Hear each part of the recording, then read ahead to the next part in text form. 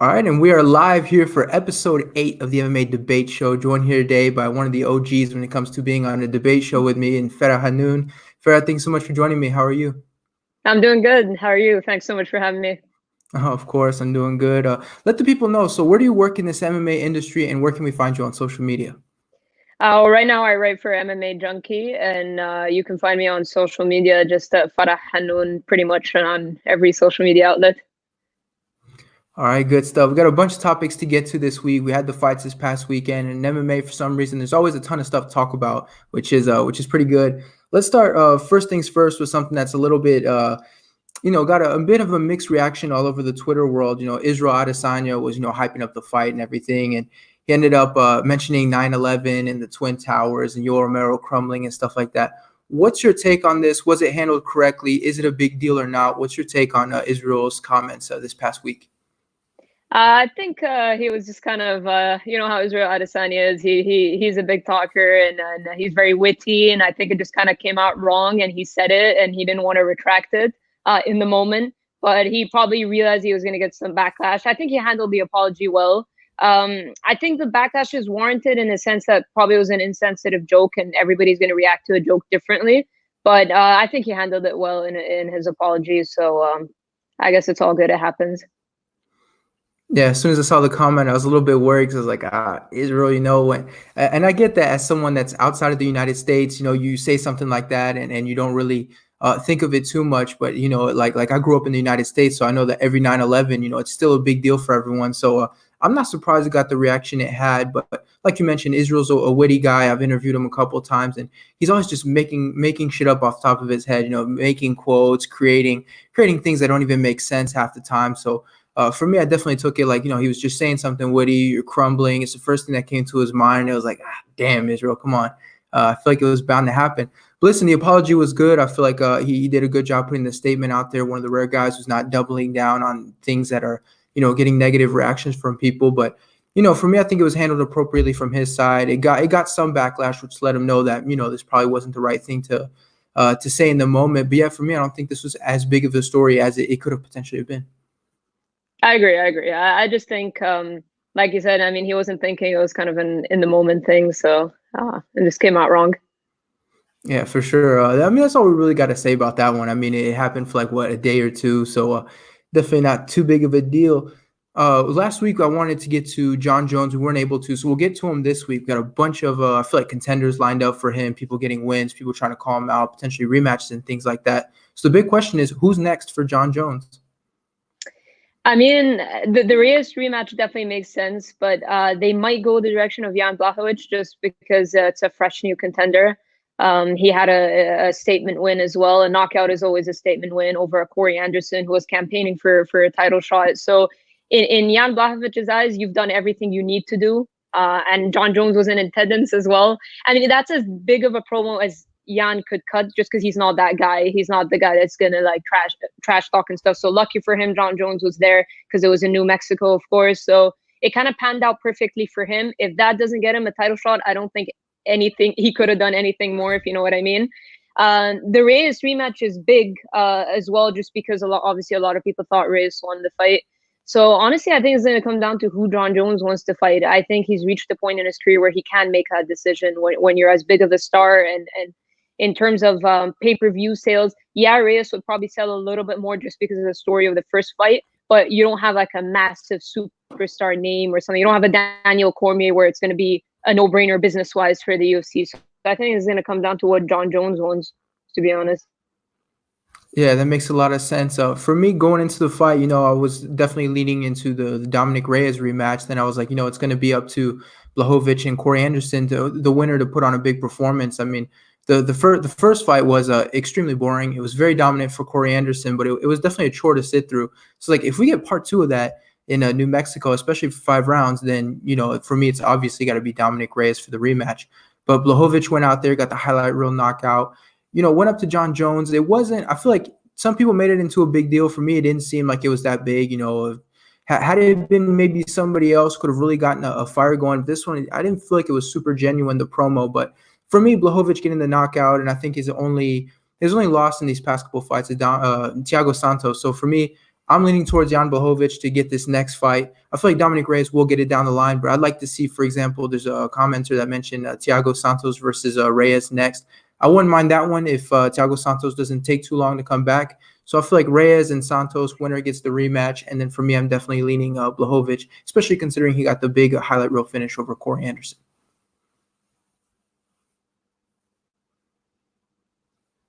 I agree because, like I said, you've got two guys who've had super close fights with John Jones. Are you going to give both of them rematches? Probably not. So it would make sense to pit them together, and then you just get one of them to come out of the equation.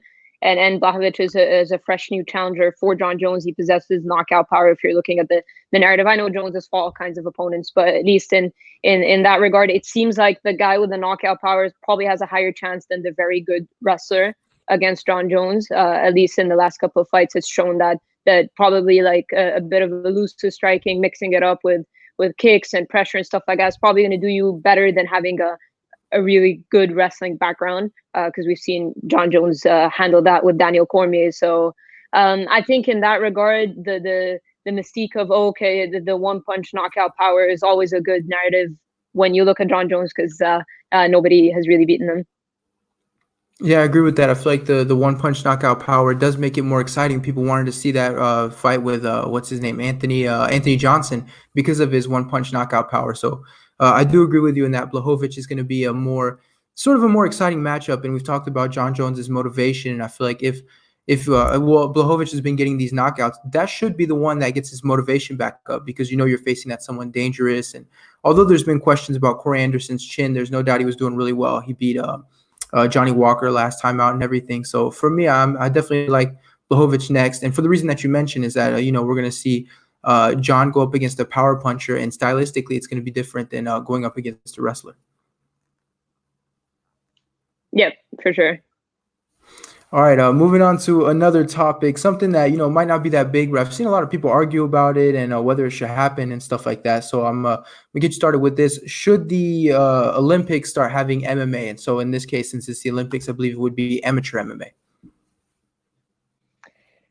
You know what I mean? The obviously when you look at the amateur scene, it's growing, and the IMMAFs and everything, and we're getting a lot of talented fighters come out from that. I mean, Jose Shorty Torres is one of those examples. It's kind of like a setting for the amateurs to get excited about. It gives the amateur fighters a reason to get excited about, kind of like a mini tournament or whatnot. So the Olympics, obviously being the biggest stage of them all, can get MMA much more globally recognized if it's included, even if it's just at an amateur level. But for you to have that kind of exposure would be huge.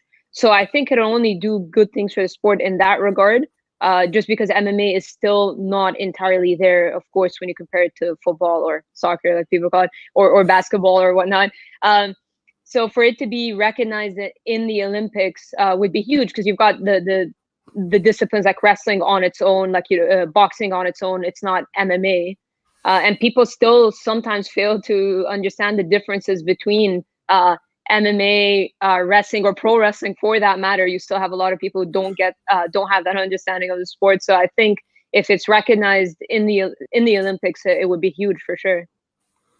I'm going to be honest with you. I'm going to take a little bit of a different take on this one. But for me, MMA in the Olympics does nothing for me. I mean, the fact that it's amateur, it means that, we're not going to see big names out there. And you mentioned the exposure, which could potentially be a good thing if people are watching it and they're thinking, oh, maybe I like the sport. The only thing I would be worried about is the fact this is going to be amateur MMA, so people with not a lot of experience. And there's already a lot of mention that maybe the lack of technique and the crazy things we see on the regional scene. So in this case, amateur MMA in front of I guess you can say in front of the entire world. I'm just not sure how good that would be for the sport, honestly. I understand that there's excitement, like we can have all these different countries going at it, but for me, honestly, it doesn't really do anything for me. I feel like we get a lot of good stuff from, for example, the UFC, Bellator, things like that, even Cage Warriors in England, just to add some sort of different nationalities. But for me, honestly, the Olympics doesn't do a whole lot. I cover MMA, I watch MMA, I still consider myself a fan, and I just don't think I would watch it if it was in the Olympics. And I'm just not sure about what kind of image it would give off if you're seeing maybe some sloppier technique and stuff like that. But so for me, MMA in the Olympics does nothing for me. But in this case, I see that you have a different take than that. No, I understand your point as well. But you got to start somewhere, right? I mean, that's the thing, because like not every country in the world has that privilege. So the UK's got a good scene if you want to build amateurs, but not every country in the world is going to have that. So the idea of the Olympics, but like you said, it can expose a lot of bad techniques. So maybe there are Olympic trials and stuff like that. So maybe if there's a process before making it onto the Olympics, maybe I can agree with you, like instead of just like, all right, sign me up kind of thing. But I just think I don't know. You got to start somewhere. Maybe not as grand of a stage as the Olympics. Maybe we'll get maybe down the line. But I definitely see your point. But I'm just saying, like globally, it'll help a lot because there are a lot of countries all over the world that don't have that regional scene or that local promotion that's going to help build their brand, and maybe they can't afford to go abroad and train at those gyms and fight for these different promotions. So at least I know living in Egypt, it's a struggle for a lot of the Egyptian fighters to get notoriety or even opportunities. So yeah, there are definitely pros and cons I could see. Well, it's something interesting that you mentioned, sort of these other countries. Like, for example, I'm in France, and you want to talk about regional MMA, that doesn't exist. I mean, obviously, it just became legal, but so there's nothing out here. So for me, if you do the Olympics and you sort of focus it on these countries that don't really have an MMA scene, that's where it could potentially be interesting. If you just do like countries like the United States, England, I'm trying to, Brazil, I'm trying to think of these countries that are big on MMA. I don't think it's going to do anything. It's not like you're sending John Jones out there to compete. You're not sending these big names. It's going to be honestly, people that even the hardcore MMA fans have never heard of and things like that. So I feel like in that case, it does nothing. But where it gets interesting, which is the point you made, is definitely going to these other countries that don't have much of a regional scene and maybe putting it out there. So for me, where I would be on board is potentially if you bring on these countries that don't have much of an MMA scene. But if it's really everybody like United States, Brazil, and things like that, for me, I don't see the point. But it would be interesting, you bring on maybe someone from France, Italy, who I know has a lot of a smaller sort of a scene, of course, where you are and everything. So it could potentially be interesting if you focus it on these countries that are still developing in terms of MMA. Yeah, look, because like when you think Olympics, like obviously I'm a basketball fan. You think you've got all the massive superstars that are playing for Team USA. I'm not gonna lie, when I went to the London Olympics in 2012, I bought tickets for Team USA. I bought tickets for the semifinals, knowing that Spain was there, Argentina was there. You've got the Pau Gasol, the Manu Ginobili's, the big names and stuff like that. So I get where you're coming from in that regard. That there's a reason why I didn't buy the other tickets. So I get you from that regard, but I think when it comes to the whole country thing, if you get your nation behind you, that's enough. And then the rest of the world will know. If these guys perform on the stage, the rest of the world will know. But there's a reason why the MMA isn't in the Olympics right now. So yeah, I get your point for sure. Yeah, it's interesting because when you buy the tickets to watch Team USA and stuff, it's like this glorified All-Star game. I mean, especially 2012 was a pretty good team. I remember they had, the late, great Kobe Bryant, LeBron James, even James Harden. I think it was Anthony Davis coming out of college.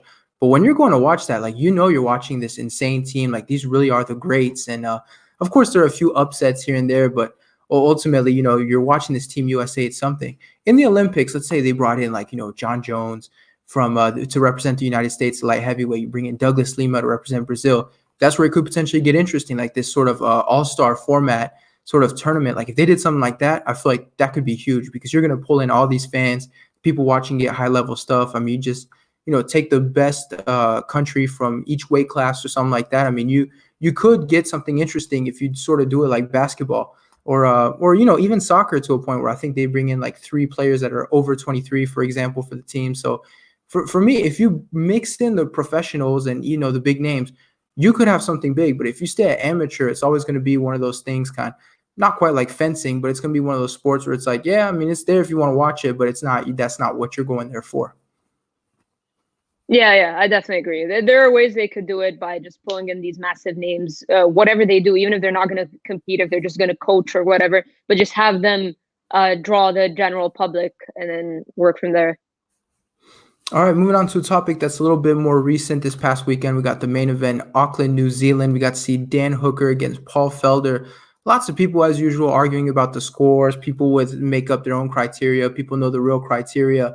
I'm curious, first of all, how many times have you watched the fight? And second of all, who did you have winning this fight? Just once. And when I watch it live, I haven't gotten a chance. I was going to do it this weekend to rewatch.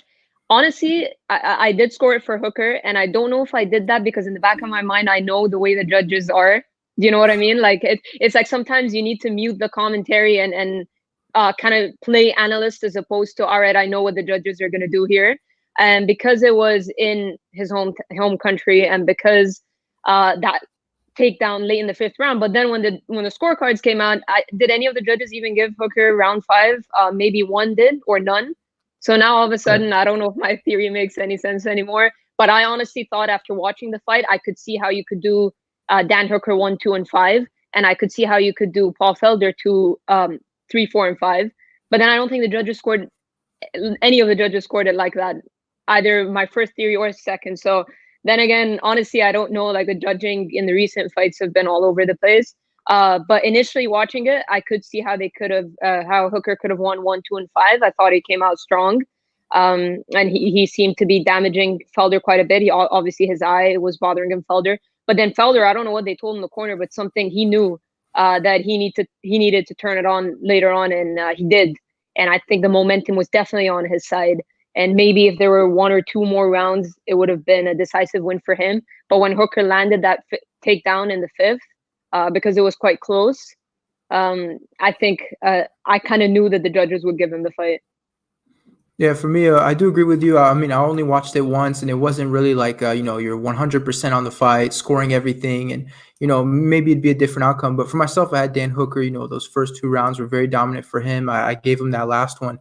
But, the first round, it's crazy just how dominant that first round was. I mean, you saw Felder came out, he had one eye. I mean, he was definitely messed up, bleeding everywhere. And then you see him sort of mount that comeback later on. So it was good to see that. I myself had Dan Hooker. What's confusing to me is when you see like people on Twitter give their scores and they give the rounds and everything, and then the judges give like when I say scores, like, oh, I had a 3-2 Hooker, and the judges do the same thing, but they have completely different rounds than what everybody else scored. So it's like, even if you get it right, it's like, what are you doing? Is it, are we wrong? Are they wrong? And I feel like it's a little bit of both. If you're watching the fights, but you're also on Twitter and stuff, you might not be concentrated, but I feel like we're not trusting the judges anymore. We saw what happened in the John Jones fight, and all over that card, for example. I think it was 3 fights, and the same judge every time that was messing everything up. And then Auckland, and I was saying it before on the last episode that we might see some home cooking, and I feel like that may have potentially helped a little bit. But yeah, for me, it was Dan Hooker. It was a good fight for him, but I don't know if it's quite home cooking in this one. When I say home cooking, for me, I feel like Darren Till and Wonderboy. Yeah, Wonderboy. For me, that was definitely the one where I was like, oh yeah, for me that was a good example of home cooking. But just to come back to it, so I had Dan Hooker. I thought it was a good fight for him. It was close, but I can definitely see where people have Paul Felder in that one.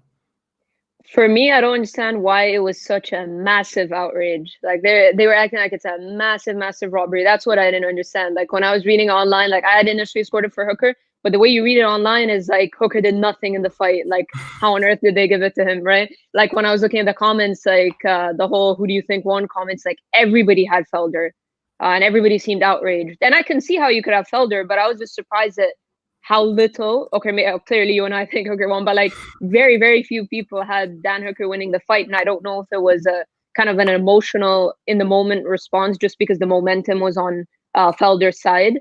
And maybe they, in the back of their minds, they thought it was a home cooking because it was in New Zealand. Maybe if that fight was scored for Hooker in Nebraska or wherever, then maybe they wouldn't have reacted like that. But I was surprised at how like outraged people were. Like, it's certainly not that big of a robbery as people are making it out to be. Yeah, it's funny you mentioned that. Yeah, you see, I mean, people are throwing that word robbery, and I feel like all the media, people are trying to, maybe don't use robbery right away. Maybe, look at some potential fights like Diego Sanchez and Ross Pearson, for example. Want to see robbery in that one. But then this one's like, look, man, it was a close fight. Nobody got robbed. I mean, listen, Dan Hooker did nothing. Did you see the way they looked after the fight? So I feel like the outrage comes from like a buildup, like because we saw that card with John Jones and people are having issues with the judges. It's kind of like a buildup and it explodes, but definitely have to disagree with the robbery. And I feel like it's something that you can use very rarely. And in this case, definitely not robbery. One thing I am worried about is a little bit is the commentary. And over time, I've learned to kind of tune them out. And especially because I feel like I know what I'm watching, so I don't necessarily need you to tell me. But, I was hearing a lot of stuff on Twitter mentioning that they felt like the commentators were, pulling for Felder and at one point screaming techniques at him. Well, you're commentating about the techniques he should use when Felder was on top of him and stuff like that. So maybe the commentary swayed the people and made them feel like they watched one thing, but I feel like if you really want to go ahead and score this one correctly, you turn the sound off, you sit down with your notepad and truly try to figure out who's winning and not let the momentum get to you and stuff like that. But I feel like anybody who watched it on Twitter on Twitter from home that, had their beer, had their Twitter in one hand, I feel like maybe those aren't the best people to tell you exactly, it's a robbery and stuff like that. Because let's be honest, your full attention was probably not on this fight if you were doing something else as the fight's going on. Yeah, definitely. I mean, look, for me and probably for you when you're in France, at least, we're watching it at what, 5, 6, sometimes 7:30 a.m. or something like that. Right. Yeah, so probably I wouldn't be the best judge of character. So I would never submit my scores personally, like if for MMA decisions or anything like that, because it's a little hard Yeah. in the middle of the night to give like a proper judgment. But then again, I feel like it's not like the judges are just like us. They're seeing it right there live. Like that's all they get, that one shot to judge the fight. It's not like they get to rewatch it. So while I could rewatch it, for example, if I rewatch it and change my mind, be like, actually it was Felder. Well, you're making a decision in the moment, right? So when you're basing it off of damage and control and all that, well, Dan Hooker did that too, right? I mean, look at Felder's face as well. He did land a takedown in the 5th round. So there's an argument for both. It's certainly not a robbery.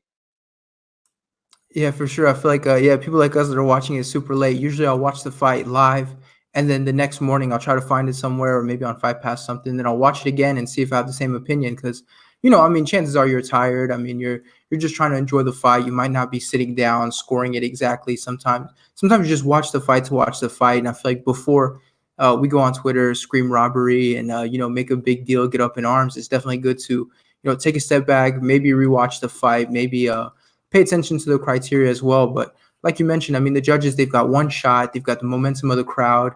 They're, they're watching it live as well from different angles. So it's definitely, it makes sense that we would have different viewpoints than the judges. But yeah, it's just to come back to it, it's not a robbery. And I just don't understand why we always have to scream robbery every time. Like we could say it's a close fight. It was a split decision. Maybe I don't necessarily agree with it. But, for people that are saying robbery, it's like, it doesn't make sense to me. Definitely. And another point you mentioned, the whole bias commentary. Well, I mean, that's kind of what's going to happen, right? Because Paul Felder commentates too, and Right. he's buddies with those guys. And it's a similar thing with Dominic Cruz when he was commentating Jeremy Stevens and Josh Emmett, I believe. And Yeah. he was kind of trying to defend the case of the illegal knee and stuff.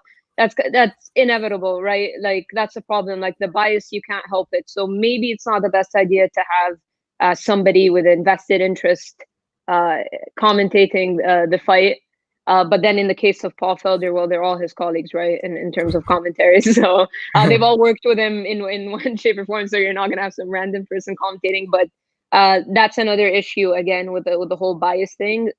We didn't used to hear it so much before when it was just Joe Rogan and Anik and stuff like that. But now when you've got guys like Daniel Cormier and Dominic Cruz and stuff, I think they just can't help but show a little bit of bias. Here, it looks like your screen is frozen on this end. Is your camera on or is something going on? I'm not quite sure. I can see that it's frozen. As soon as I plugged the charger in, it did that. Here, try turning off the camera, maybe turning it back on or something like that. All right, hold on a minute.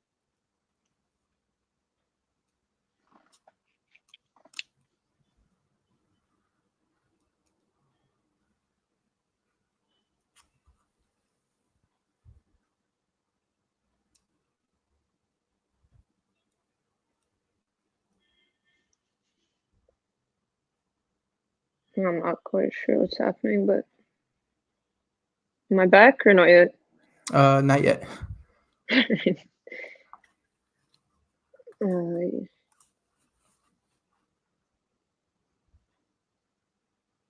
Apologies, I'm not quite sure what's happening.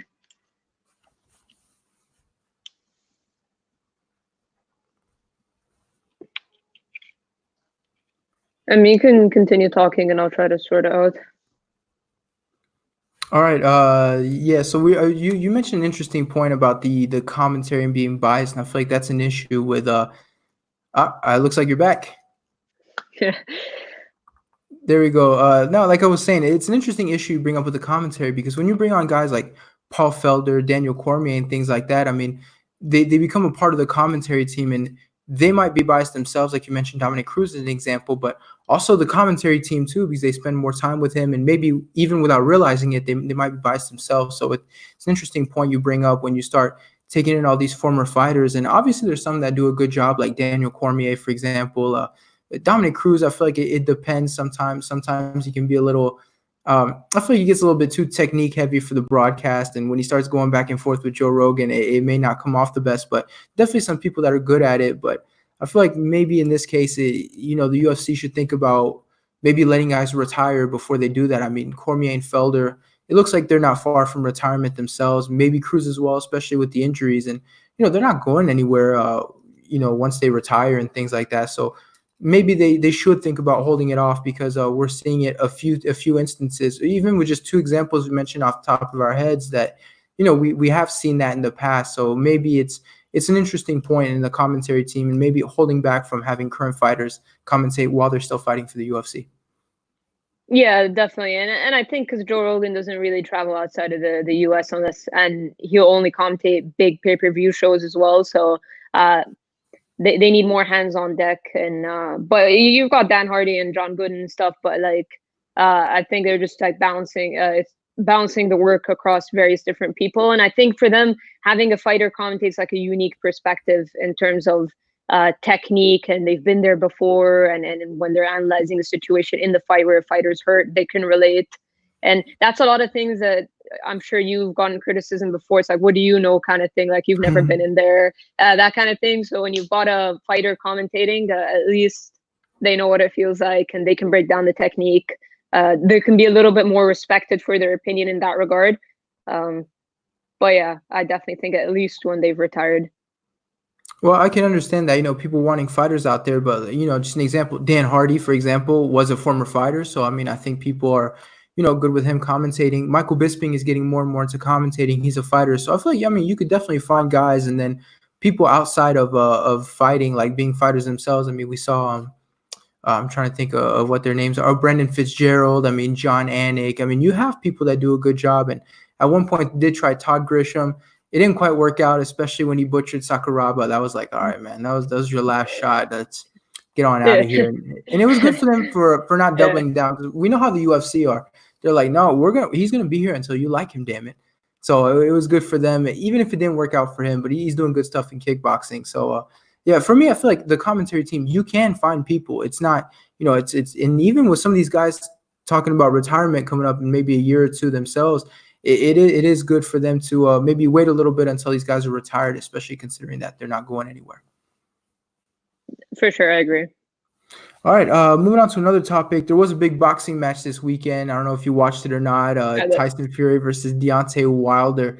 Not going to get too, not specific with it, but kind of give us your thoughts on what you thought of that boxing match and sort of all the stuff that happened afterwards.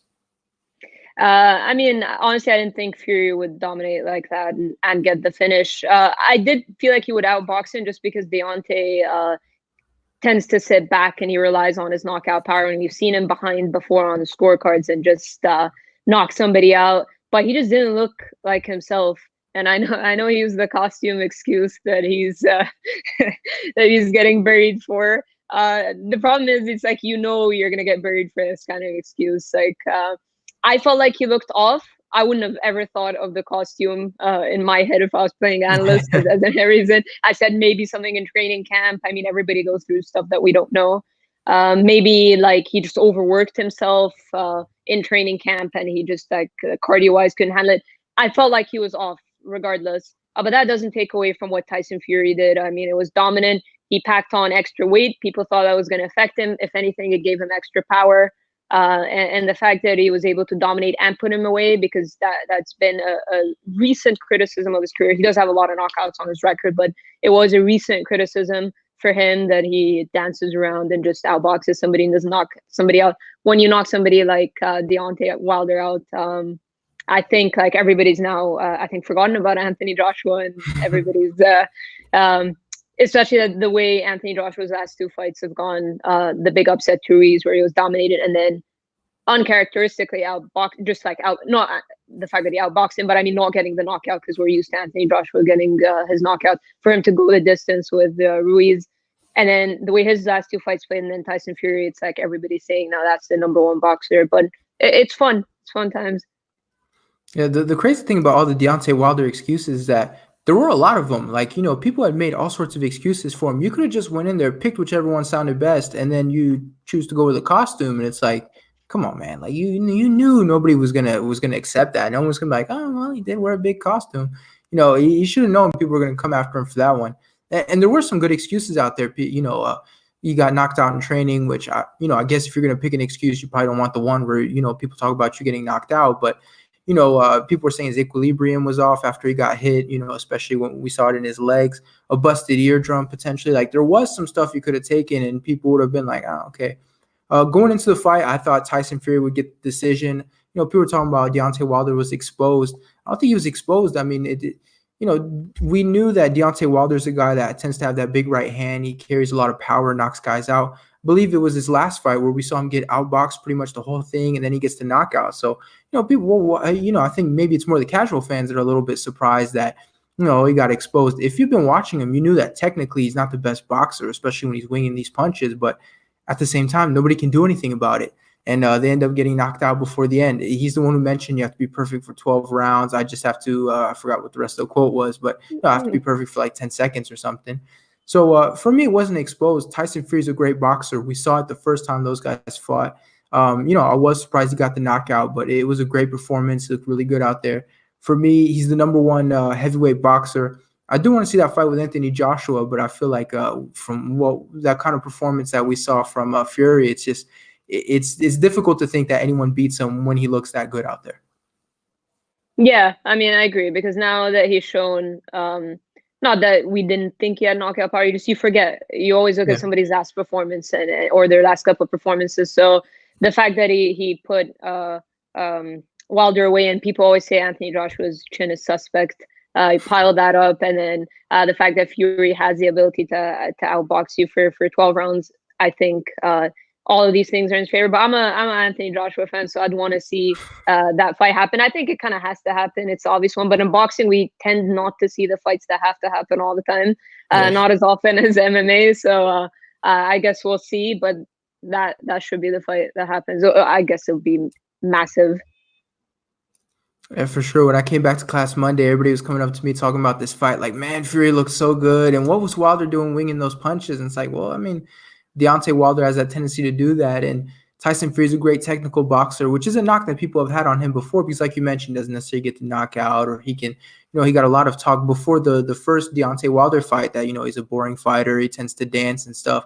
I feel like this fight should shut that down at least for a little while. And he's definitely going to be at the top of the heap. And great performance from him. I mean, we saw the power out there, which reminded people that, yes, this guy can do it. So I'm excited for, boxing. It feels like these past couple of years, it just rose back up. I know at one point, the biggest fight was like whoever Mayweather was fighting, which, most of the time people weren't even 100% sure who it was. And then, Manny Pacquiao a little bit. But now it feels like boxing's exciting again. Heavyweight is back. You got guys like Canelo and Triple G. I mean, there's so much going on. And it's exciting for boxing to do well. And I listen to a lot of these podcasts, and when people talk about boxing, they tend to lump the UFC in there. They're like, yeah, maybe the UFC should do like boxing.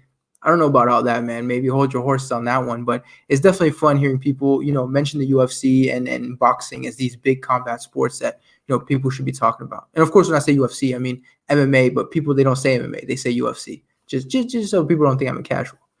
Yeah. I mean, look, honestly, like for me, I've gone into boxing recently because of the whole heavyweight division. I've watched stints like old stuff. If we're looking back at even Nassim Hamid, like he was a showman that a lot of the modern generation won't know about. But if social media and all of that stuff was big back in the day, that guy would have been absolutely humongous for the show he used to put in, his entrances, his fighting style, his taunting and all that.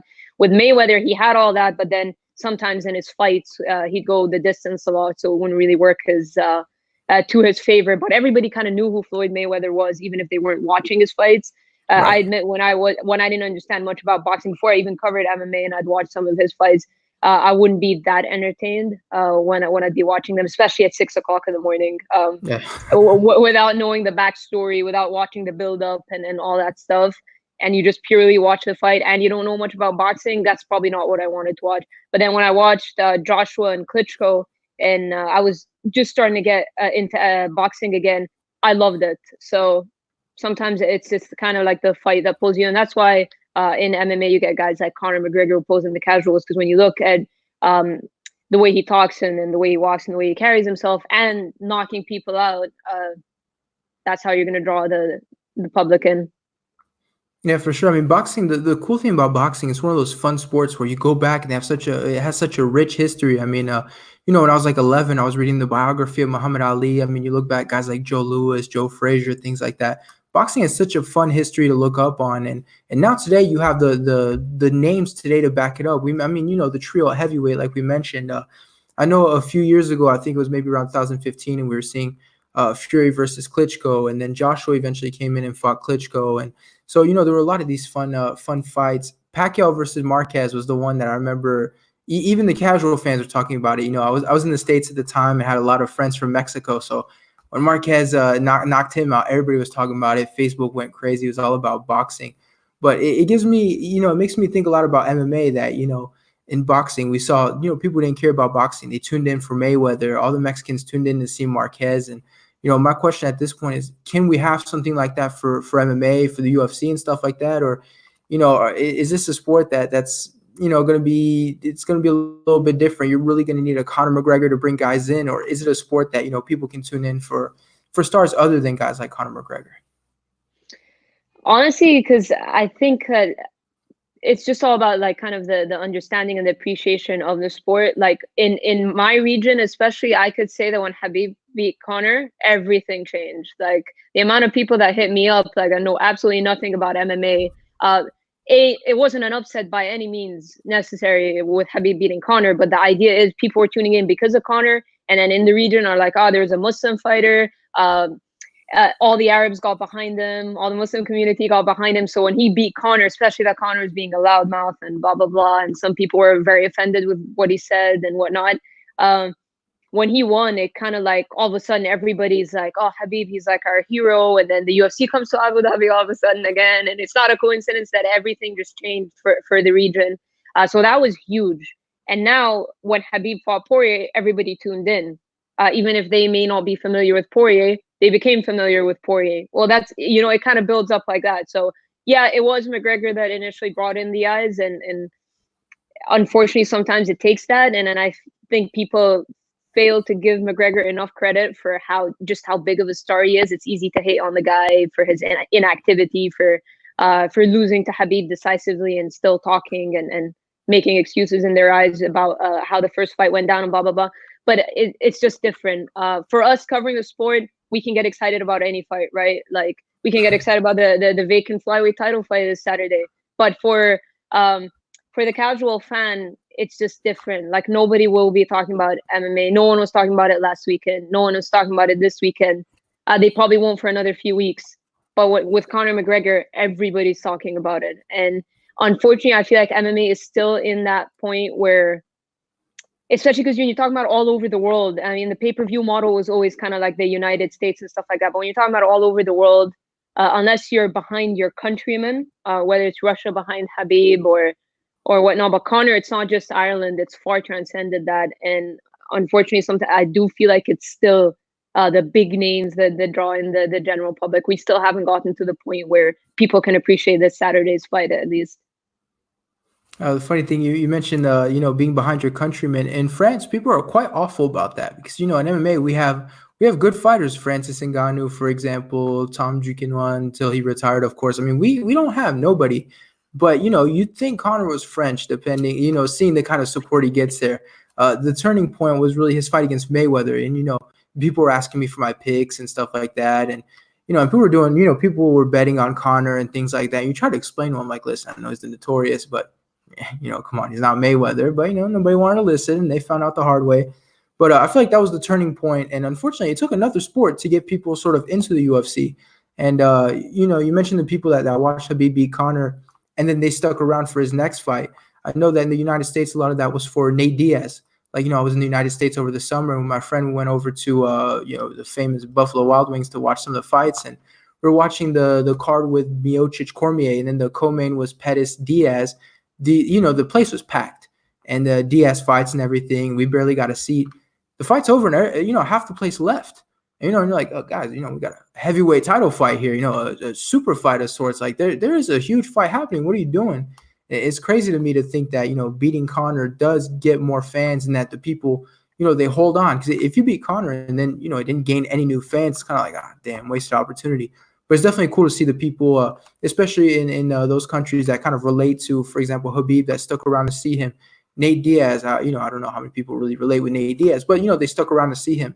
So it's cool to see that. But the only thing is, you'd think there has to be a way, aside from beating Conor McGregor, to get the fans to hold on and tune in to watch you fight. Yeah, I agree. I mean, I don't know what it's going to take to get the sport to be there. Their stars come and go. They're not that common in terms of the big pay-per-view sale. You're talking about Ronda, Brock. I mean, Ronda was another one that everyone used to talk about when she had a fight, or they just knew about her. And then obviously she acted a lot. She did a lot of movies as well, Fast and Furious stuff that everybody watches. But Ronda was another person that everybody would talk about. Everybody knew who Ronda Rousey was. And when Holly Holm knocked her out, that was another one where I got hit up like crazy. Like, wait, I don't know. I doubt they watched it live, but they hear about it and they're like, wait, did Ronda Rousey just get knocked out and whatnot? So there are a few people. I mean, Holly Holm certainly benefit from that, knocking Ronda Rousey out, because even if she didn't have the most winningest like record after that, she's still getting title shots. People still love Holly. People still tune in, and even if her performances haven't been the most exciting as well, some of them, people still love Holly. I mean, they put her as a co-main event for UFC 246, so clearly the UFC sees a lot in her as well. Even though it's a McGregor card, but still, I mean, it was high billing considering the stakes of that fight. For sure. The only we've got a commenter here that says French people know nothing in combat sport. All right, man. Just to be clear, people in this country has a long, rich history with judo, boxing, kickboxing, so just, maybe not MMA in particular, but combat sports, like, come on, man, just, got to defend my country for a little bit. Let's move on to another topic. Since we're both NBA fans, thought it would be kind of a fun thing to talk about. Max Holloway during the NBA All-Star game was throwing out, potentially a UFC All-Star game. What was it? Was it like, the UFC fighters playing basketball, or was it sort of like something else? Do you remember exactly? Yeah, I think what he meant was to have like their own rendition, where maybe they'd have like a grappling match, or like just an All-Star weekend, kind of like an International Fight Week. But International Fight Week, it's like more for the fans, the activities and stuff. He meant like for the fighters to participate in like grappling competitions, or I don't know, just like whatever. They could even go head to head in a shooting contest, or like there's some UFC fighters who got good jump shot. Forrest Griffin, Rose Namajunas. There's some people who could shoot the ball. I think he kind of meant like some fun stuff like that. Just get the fighters involved. But the first thing I thought about was when Cub Swanson tore his knee. Yeah, like I feel like after that happened, because that was fun, the whole quintet thing, that was a similar that had a similar feel to what Max Holloway's talking about. That was a lot of fun, like Team WEC and UFC, and I had fun. I mean, I'm not like the grappling itself might not be fun for the average fan, but the concept of having all these stars and Sean O'Malley and Team UFC and whatever, it was fun. Like I tuned in, at least, like it was pretty late, I think, in the middle of the night, and I still watched it. So I think that's a similar concept. But then after seeing Cub tear his knee, I don't know how willing. I feel like some UFC fighters might not be too willing. Yeah, and that's the thing, though. Like, the All-Star, what's the All-Star game? You bring on like the best fighters, and obviously the best players in the NBA's case. People vote for them and everything. But you have the All-Star game, the festivities. You don't really hear about anybody getting injured. But like you mentioned, Cub Swanson, you go out there and you start tearing stuff in your knee and your legs, and you're like, hold on, we're not going to do that anymore. And we saw with the basketball, for example, in the World Cup, where everybody was pulling out because nobody wanted to do it. We might get injured. It's not worth it. If you try to bring on some kind of All-Star weekend, All-Star week, whatever, for MMA, everybody's pulling out, and you got to bring on like rookies and stuff like that. It's going to take, what about it is All-Star. So I feel like, the idea could be fun, but there's so many stakes in combat sports. You do grappling, you do, even if you wanted to say like, oh, maybe a few boxing matches between guys just to keep it fun. But the stakes are so big that you could get injured, that I feel like people would do it maybe the first 2 times. And then after that, you would just get, whoever would be willing to do it if maybe the pay is correct. So I feel like the idea could be fun, but I mean, long term, I just don't feel like that would sort of happen or really have that many people participate in it. Yeah, because in MMA, a cut by itself could ruin everything. You can just get cut from a headbutt or anything like that, and that could put you out of action, especially if you have an upcoming fight and stuff like that. So, because combat sports in general is just like it's very injury prone in every facet. Like it's a little different. Like in basketball, you're likely not going to get injured in the 3-point contest or the skills challenge or whatnot. But with combat, like if you're grappling or you're boxing or whatever discipline you're doing, then it's probably not the best idea. If you have them doing other fun stuff, it kind of defeats the purpose. If you have them doing like basketball, like the coaches challenge on the Ultimate Fighter was always fun to watch when you see the coaches go up against each other, whether they're swimming, playing basketball, or stuff like. So that would be fun, but that's not fighting. That would just be fun for the fans. So I actually wouldn't mind seeing that. Even with a voting system or whatnot, but then you just have to find enough people that are good at a certain thing, whether it be basketball or football or whatever. Yeah, honestly, the thing that I thought could potentially be fun is if they had a basketball game with all these MMA fighters. We definitely see something interesting. I think there's a video that went out of 6'4" John Jones attempting to dunk a basketball, and people realized, okay, he couldn't do it, and there were questions about his athleticism and stuff like that. But I feel like we could have something fun if maybe you had him play like a football game, soccer game, basketball. Like maybe another sport could potentially be fun. But in terms of is it going to happen? Probably not. Yeah, I don't think so. I'd watch for sure, but like I don't think they would. All right, so we talked a little bit about Felder and Hooker, but now they're both coming off the fights, and they talked sort of who they want next and stuff like that. So, in your opinion, what's next for Paul Felder, or what should be next for Paul Felder? What should be next for Dan Hooker? Paul Felder, I like Quinta's not a bad option. I think, although Quinta's last couple of fights haven't gone his way, he still has that big win over Kevin Lee. People still talk about his performance against Khabib. He's one of the more popular lightweights just because he's outspoken and he's a little bit of fun in his interviews and stuff like that. I think he's still he's got a solid resume when you look back at some of the wins. I know the Masvidal win, a lot of people think is controversial, but still, he's got solid wins on his resume. He's still a very good lightweight. So I think Felder Quinta stylistically would be fun and would make sense in my opinion. I know Dan Hooker wants Justin Gaethje or Dustin Poirier, but I don't think with that performance, just because it wasn't a bad performance by any means, but just because it was close and some people felt like Felder won, I don't think it helps his case, especially that Gaethje's talking about title shot or Conor. And the way Poirier is looking at it, well, if Gaethje's talking about title shot or Conor, I beat Gaethje not too long ago. So I think it's going to be hard for both of them to get up for a Dan Hooker fight. Maybe if Dan Hooker knocked out Paul Felder, it would have helped his case a lot more. But like rankings wise and stuff, you only want to move up, right? So if you're Dan Hooker, you can't forget how great he looked against Ally Quinta and how great he's looked, like that finish streak he was on. But like I said, people have short memories in the sport. The whole you're only as good as your last fight. So if they're going to look at that, they're going to be like, of course he doesn't deserve Poirier or Gaethje, but Poirier and Gaethje are going to have to fight one way or another, and Conor's going to fight whoever he wants to fight. I don't think he fights either. Probably maybe the Diaz trilogy, or I mean, God knows with McGregor he kind of do what he wants, but I think Gaethje and Poirier could end up rematching. Where would that leave Dan Hooker? I'm not sure.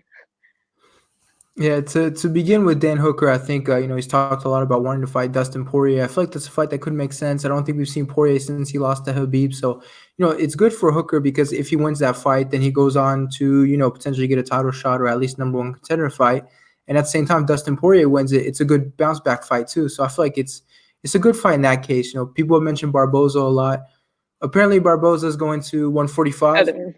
So yeah, I don't know about that. I'd like to see it, or maybe it's gonna make a Michael Johnson 2 fights and we see him back up. But listen, he's fought Felder twice.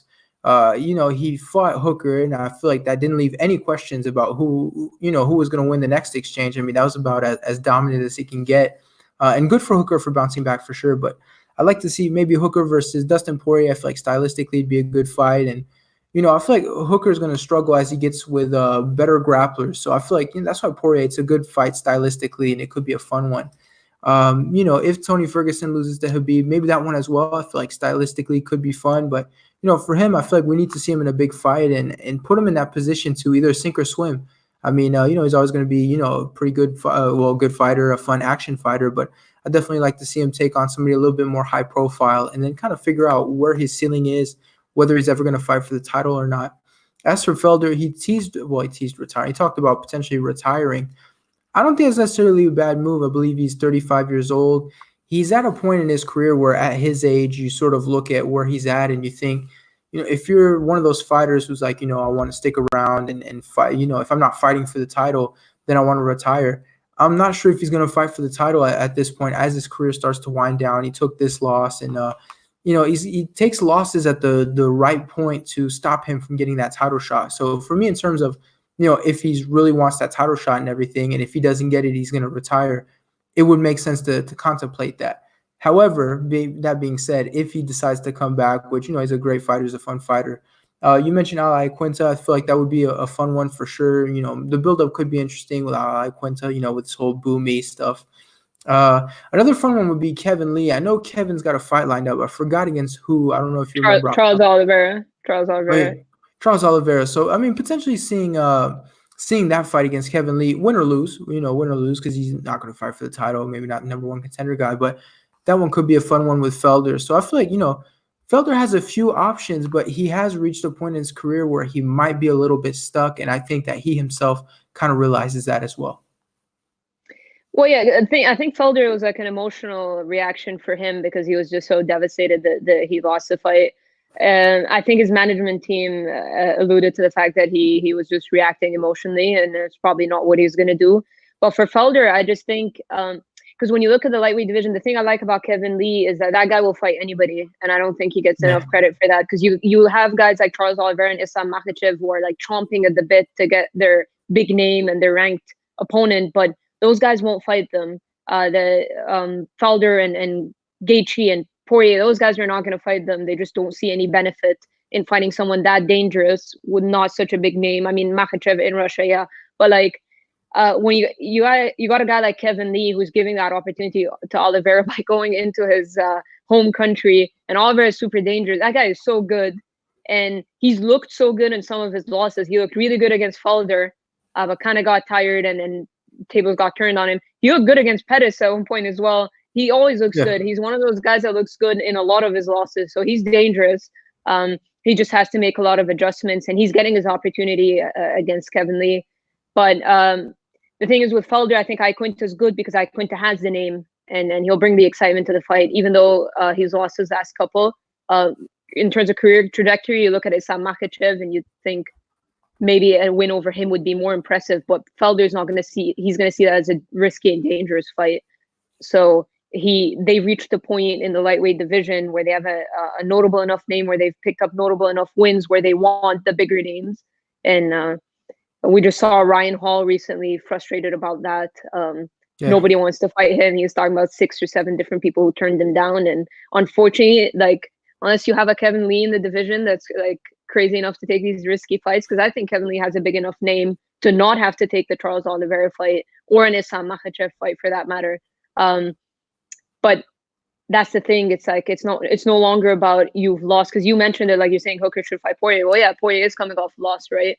You do kind of have to bounce back from losing a title fight. You're not going to get a rematch that easily. So that would make sense.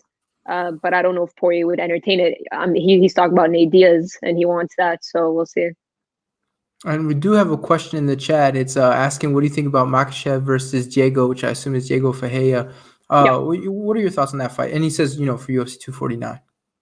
I like it. I think it makes a lot of sense. I mean, Diego Ferreira is another guy who's super underrated, on a great win streak. Just beat Anthony Pettis. He submitted Anthony Pettis. I don't think anybody has ever done that. I mean, Poirier beat him submission due to strikes. Right.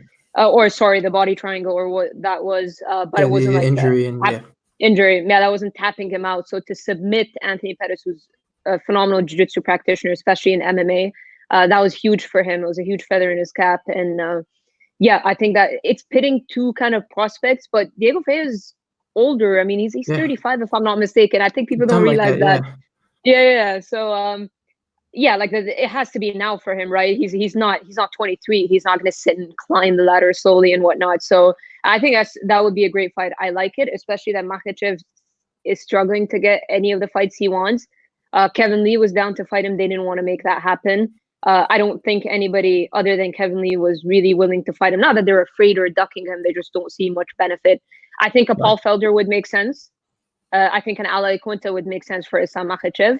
But I don't know why something tells me that Felder and Quinta would rather fight each other than fight Makhachev. So I do Diego Ferreira. I like that. I think it makes sense. Oh, Gregor Gillespie is another one. But when that rumor came out, he said, not that he said I don't want to fight him, but he said it's not true. It's not happening. But that's another fight that I think would make sense. Yeah, so Makhachev Diego, yeah, I mean, I definitely like that fight. You know, I feel like when you're in a division as deep as lightweight, you just got to take these fights and keep trying to build yourself up. Anthony Pettis is a big win name-wise, but considering how he's looked in his past couple of fights, and obviously the submission makes it a bigger win, of course, but considering what we've seen out of Pettis, which is, I mean, definitely disappointing considering the legacy he could have potentially had. But, you know, if you're Diego, you know, you got to take these fights, you got to keep going, and you know, if you're just gonna spend your time trying to get only these big contenders, I mean, you're gonna be disappointed. So the time is now. Makhachev is obviously a big win if you can get it, and then vice versa as well. So for either man, it's a good win to have on your resume, add to the winning streak. But at lightweight, this is really the division where you got to take these fights, and you just got to keep them coming. If you hold out like, oh, I'd rather a bigger name and stuff, you're gonna get disappointed, and the people are gonna forget about you because you constantly have people that are ready to, you know, surpass you in that division. So. Yeah, getting back to that fight, I definitely like that one. Yeah, and I think Ferreira wanted to fight Alex Hernandez as well. I mean, that's the guy who's not a huge name, but he definitely makes his headlines in his own ways.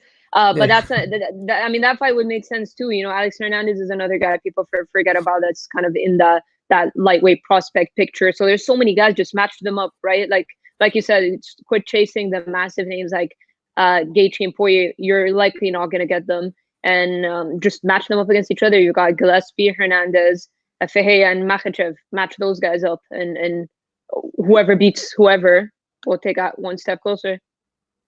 All right, one last topic here as we're almost at an hour. We found out, I think it was yesterday or something like that, sometime this week, that Jose Aldo would be fighting Henry Triple C Cejudo for the bantamweight title.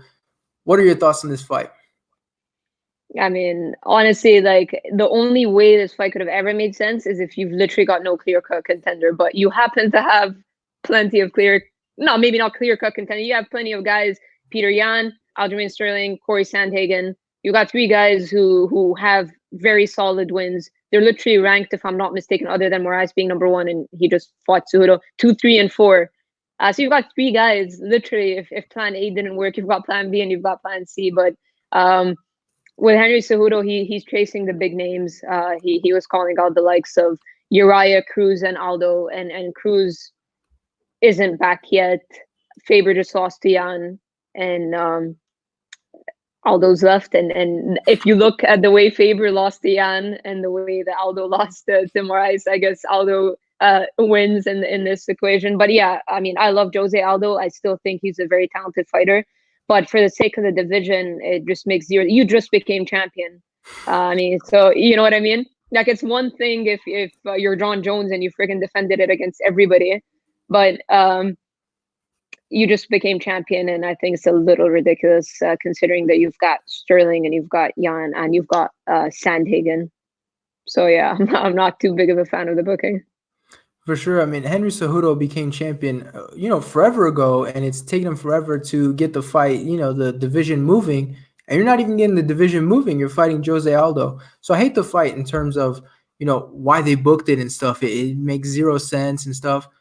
In terms of the matchup and the actual fight itself, I'm going to be honest with you, I kind of like it. I mean, I hate what it means for guys like Sterling and Yan and Sandhagen. I mean, the fact that you can name 3 guys that can have it over Aldo is crazy. But from a matchup perspective, I'm be honest with you, I'll feel guilty about it, but I probably will enjoy this one. And then if, I'm just curious about, former featherweight Jose Aldo, who was talked about as potentially being at 155, was supposed to fight Anthony Pettis, fighting a former 125er. I mean, just size-wise, I'm kind of curious to see how that one goes. Obviously, we saw Cejudo against Marquez, and he looked very good, but I'm curious to see how he's going to deal with that size. And if Aldo wins, oh man, that whole division, I mean, it's already a shit show now, but it's about to get even crazier. But for the fight itself, I'm excited to watch it. I'm not proud of it, but I am. In terms of them thinking that was the next title fight to make next, it doesn't make any sense. And shout out to guys like Aljamain Sterling that are going out in the media and putting it out there that they're not happy about it, because it gets his name out there. It lets you know that the division is not happy. Honestly, will it do anything? Probably not, but it is good to get that out there and talk about it if you're not happy about something. Yeah, I mean, definitely. I mean, I would watch the fight too. I'm not gonna lie. Yeah, I mean, I think that's why Dana and the UFC agreed, right? Because a lot of times fighters are gonna want to do things, and if it doesn't make sense from a business standpoint, they won't do it. But considering Aldo's name and the fact that the matchup itself will most likely deliver, I think that's why the UFC and Dana kind of said it at the post-fight press conference right away. I believe that he was down for it. So he's been saying that ages ago that the UFC are pretty much on board with Cejudo and Aldo. But I think, yeah, unfortunately for Jan, Sterling, Sandhagen, and then you've got Moraes that you could match up. Those guys are going to match up with each other, and depending on who has the more impressive showing. But then when you do that, that's when you see guys like, for example, Corey Anderson, who felt like he should have deserved it. He just lost his shot. So sometimes when you're forced, you look at Francis Ngannou, that's another guy who's frustrated. I mean, I just spoke to him, and he's been frustrated for so long. Like, how long am I going to sit around and wait for my title shot? And they haven't even booked DC and Stipe yet. And now he has to fight Rosenstruck, who's a dangerous knockout artist. And if he loses to him, all that is gone. You have no argument anymore. And sitting out and waiting is not going to be the solution either. They haven't even booked that heavyweight title fight, so you'd have to wait a year plus. So that's what happens. That's the issue. When you hold up the division, what it does for some of these contenders is they're going to lose their shot, because you have to keep fighting and winning. You got a guy like Tony Ferguson, God bless him, he kept fighting, he kept winning, but like give the man the title shot, right? And thankfully and hopefully we will see that fight. But like, he just kept having to fight one fight after the other, and that's what happens. Sometimes people will lose that fight eventually and lose everything. That's a good point. I mean, Corey Anderson, we saw him; he's so close. People are talking about him like he's already beaten Blachowicz. And then he gets highlight reeled, and then you're like, oh, man, I just don't know if he's ever going to get back out there. And that's the dangers of it, because people were talking about him. People were kind of getting hyped for it. He was doing a good job hyping himself up on social media, in the actual media itself. And then, everything just kind of came crashing down. And, it is disappointing to see something like that. So, it's a great point that you make, that even the contenders, they're going to get pushed to keep on fighting. And, unfortunately, we're going to see what happened to Corey Anderson, probably happen to some other guys, especially at 135. Yeah, because what if now, like, you put a Marlon Moraes against a Sandhagen or a Sterling or a Jan, and then he beats them? Well, you're not going to rematch him against Cejudo because he just fought him, and you're not going to rematch him against Aldo, or maybe you will if Aldo beats Cejudo, blah, blah, blah. But at the end of the day, it just kind of messes everything up in the picture. Nothing against Marlon Moraes. Obviously, he wants to get back on the horse. So I think for him, it makes sense to fight any of these guys. But I just mean for the other guys, it's just going to cause an even bigger logjam. All right, and one last thing is we do have one question, so I guess we'll answer it. It says, if Abu Azaitar, which I'm probably pronouncing wrong, is going to fight at UFC 249 with his brother? He's not. He was supposed to fight in Portland, April 11 against Alessio De Chirico, but like he got injured. I'm not quite sure what the injury was, but he's not going to be fighting. So if he wasn't going to make it to April 11 in Portland, then he's certainly not going to make it a week later in Brooklyn. All right, there you go. Obviously, I can't add anything to that. You got all the information. I'm not about to debate you on that one right now. He wasn't injured. So good stuff there. Thank you guys so much for tuning in. Thank you, Farah, for joining me on this show. Let the people know one more time. Where do you work? What kind of stuff, what kind of content do you have coming out that people can look forward to? And one last time, where they can find you on social media. I write for MMA Junkie. You could find all my work. Just search my name on all social media outlets. Hopefully I have some fighter interviews coming up and some good content on the horizon. And thank you so much for having me on the show. All right.